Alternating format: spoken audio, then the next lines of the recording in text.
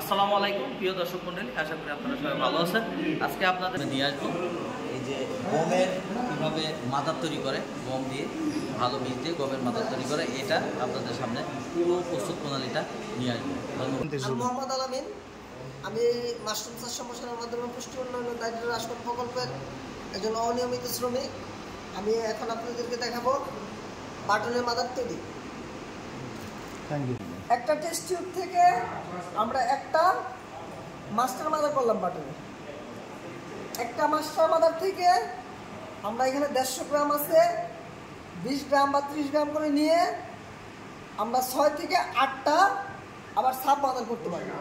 সেখানে যে খালি অংশটা আছে, এখানে খালি অংশটা এখানে আমি 20 থেকে 30 গ্রাম ফরসেপ দিয়ে এটা নারকেলের মতো পোড়াবো।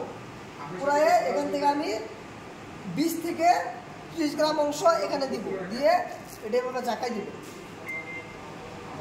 তারপরে আমরা 6 থেকে 8টা হবে। এ পর্যন্ত সময় ক্লিয়ার? আপনাদের যে জিনিসটা দেখাবো এটা হচ্ছে বাটন মাশরুমের মাদার কালচার। সারা বহির্বিশ্বে যেটা পরিচিত বাটন মাশরুম, সেই বাটন মাশরুমের মাদার কালচারটা আমি আপনাদেরকে এখন দেখাবো। এই গমটা হবে স্পষ্ট দানা, স্পষ্ট দানা যেটাকে আমরা বীজ গম বলি। স্পষ্ট দানা গম যেটা আমরা যেটাকে বীজ হিসাবে ব্যবহার করি। আমরা এখানে 1 কেজি পরিমাণে বীজ গম নিছি। এই 1 কেজি পরিমাণে বীজ গম নেওয়ার পরে এটাকে আমরা ভালোভাবে ধুয়েছি। এটা ভিজায় রাখার প্রয়োজন নাই, আবার আপনি যদি চান 2-1 ঘন্টা ভিজায় রাখতে পারেন। তবে ধানের ক্ষেত্রে ধানটা ভিজায় রাখার প্রয়োজন আছে, এটা ভিজায় রাখার প্রয়োজন নাই। এটা সিদ্ধ করছি 30 থেকে 35 মিনিট। এটা সিদ্ধটা এমনভাবে হবে প্রতিটা গমই সিদ্ধ হবে, একটা গম থেকেও বাদ বের হবে না। গমটা এভাবে চাপ দিলে পরে হাতে এভাবে গলে যাবে, কিন্তু একটা গমও বাদ বের হবে না।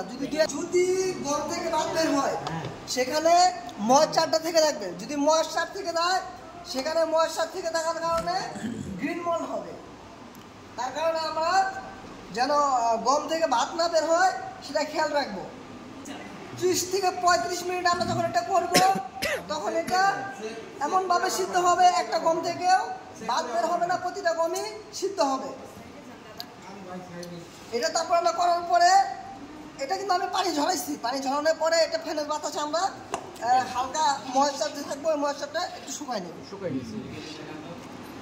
তারপর আমরা প্রতি কেজিতে আমরা 1 কেজি পরিমাণ গম নিচ্ছি, তাহলে প্রতি কেজিতে আমরা ক্যালসিয়াম কার্বনেট চুন ক্যালসিয়াম কার্বনেট বা চুন প্রতি কেজিতে নেব হচ্ছে 10 গ্রাম। আছে বাটনের মাদার করার ক্ষেত্রে প্রতি কেজিতে ক্যালসিয়াম কার্বনেট বা চুন হচ্ছে আমরা জিপসামটা দেবো হচ্ছে 20 গ্রাম। জিপসাম 20 গ্রাম প্রতি জিপসাম।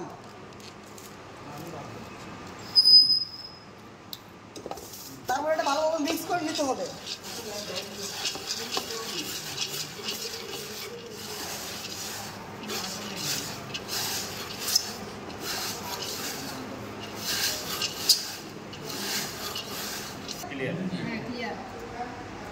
তারপর আমরা হচ্ছে এটা 2 পদ্ধতিতে করা যায়, একটা হচ্ছে কাচের বোতলে আর একটা হচ্ছে পিপিতে। আমরা যখন পিপিতে করবো এটা 7-10 পিপি নেব এবং ডাবল পিপিতে করব। আমরা 7-10 পিপি নেব, ফিটনেস হচ্ছে 0.1। পিপিটা ডাবল করে নিতে হবে।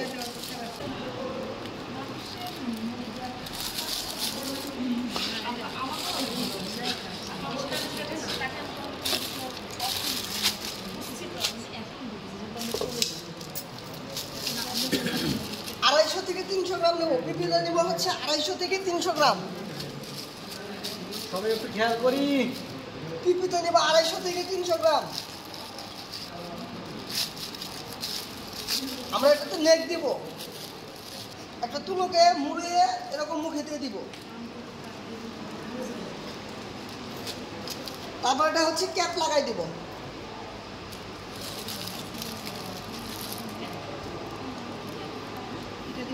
ক্যাপ লাগাই আর আবার লাগাই দেব। এই হচ্ছে পিপি 250 গ্রাম। আর বোতলে নিব হচ্ছে আমরা, এই বোতলে ওয়েট সহ হবে হচ্ছে 250 গ্রাম, কিন্তু বোতলে বীজ যাবে হচ্ছে 150 গ্রাম, 150 গ্রাম।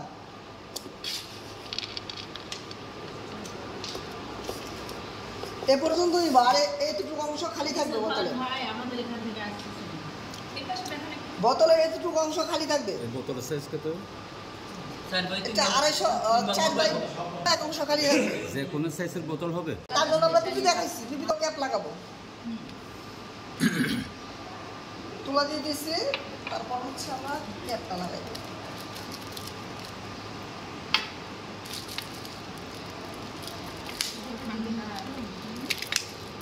এটা এখন অটোক্লেভ করতে হবে।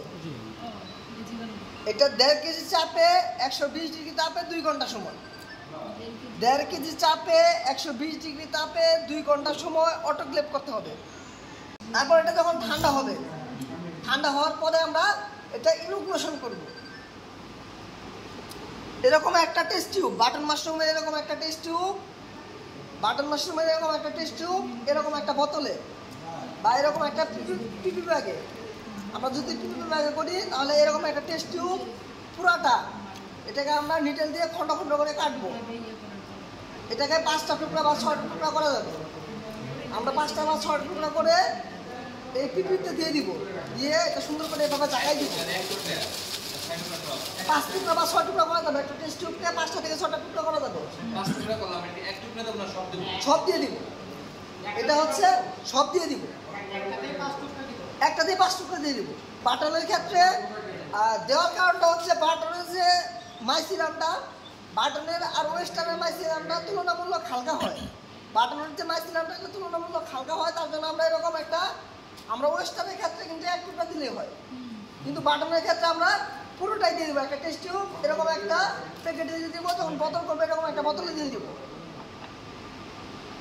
তাহলে এরকম একটা এটাকে আমরা 5টা খণ্ড করবো। 5টা খণ্ড করে ভিতরের অংশটাকে 5টা খণ্ড করে এরকম একটা ইয়েতে দিয়ে দিব, আর বোতলে করলে বোতলে দিয়ে দিব। তারপর দেওয়ার পর এটা যখন আমাদের 25 থেকে 30 দিন বয়স হবে, তখন এটা এরকম কিন্তু এই বোতলটা এরকম করে নিতে হবে। দেখেন এই বোতলটা এরকম মাইসিলামে পরিপূর্ণ হবে, এরকম সাদা ধবধবে হয়ে যাবে।